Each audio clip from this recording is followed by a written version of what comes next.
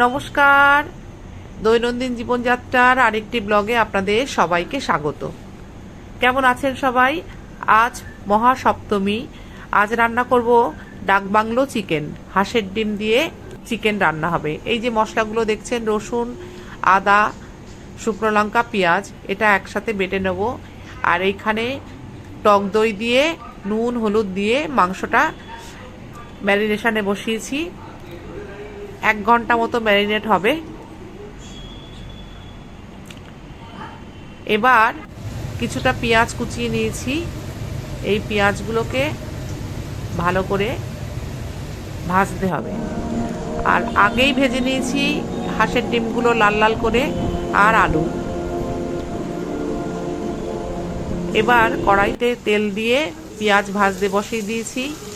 পেঁয়াজটা খুব ভালো করে ভাজা ভাজা হবে। একটু নুন হলুদও দিয়ে দিলাম, তাহলে তাড়াতাড়ি পেঁয়াজটা ভাজা ভাজা হবে এবং সুন্দরভাবে রান্নাটা হবে। টমেটোটাও দিয়েছি, কিন্তু টমেটোটা যখন দিয়েছি তখন আপনাদেরকে দেখাতে ভুলে গেছি। যাই হোক, মশলাটা ভালোভাবে কষা হচ্ছে। আদা রসুন পেস্ট সব দেওয়া এর মধ্যে। খুব ভালো করে মশলাটা জল দিয়ে, মিক্সি গোলা জলটা দিয়ে দিলাম, দিয়ে ভালো করে কষে নিলাম। ততক্ষণ কষবো যতক্ষণ না মশলা নিচ থেকে তেলটা উঠে আসে। মশলা কষার উপরেই রান্নাটা ডিপেন্ড করে, রান্নার স্বাদের তারতম্যটা ডিপেন্ড করে। এই যে দেখছেন, খুব ভালো করে মশলাটাকে কষাতে হবে। প্রায় 10 থেকে 12 মিনিট মশলাটা কষাতে হবে।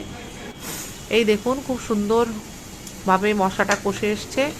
এবার এই যে ম্যারিনেট করা চিকেনটা, এটা অল্প অল্প করে কড়ার মধ্যে দিয়ে দেবো। একসাথে দেব না, অল্প অল্প করে দিয়ে ভালো করে মশলাটার সাথে চিকেনটাকে মেশাতে হবে। এটা বেশ কিছুক্ষণ টাইম লাগবে।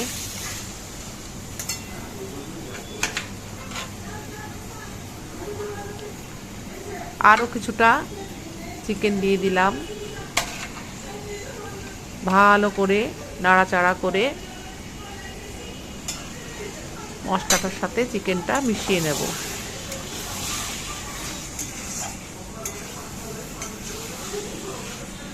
এই দেখুন, আমার পুরো চিকেনটা দেওয়াও প্রায় হয়ে গেছে। মশলার সাথে খুব ভালোভাবে কষাও হয়ে গেল।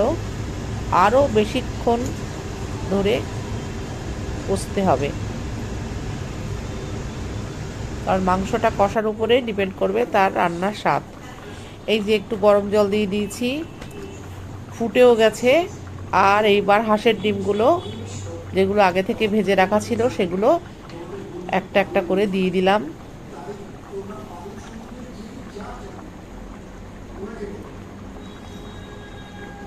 ডিমগুলো দিয়ে বেশ কিছুক্ষণ রান্না করতে হবে।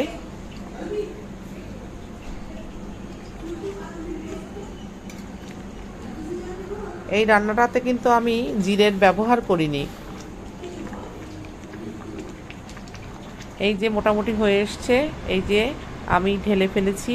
গরম মশলাও দিয়েছিলাম, আর একটা জিনিস দিয়েছি, সেটা দেখাতে আপনাদেরকে ভুলে গেছি, কসুরি মেথি আর ধনেপাতা। ভিডিওটা সবার কেমন লাগলো জানাবেন। ভালো লাগলে একটা শেয়ার, কমেন্ট করবেন, লাইক করবেন। Thank you.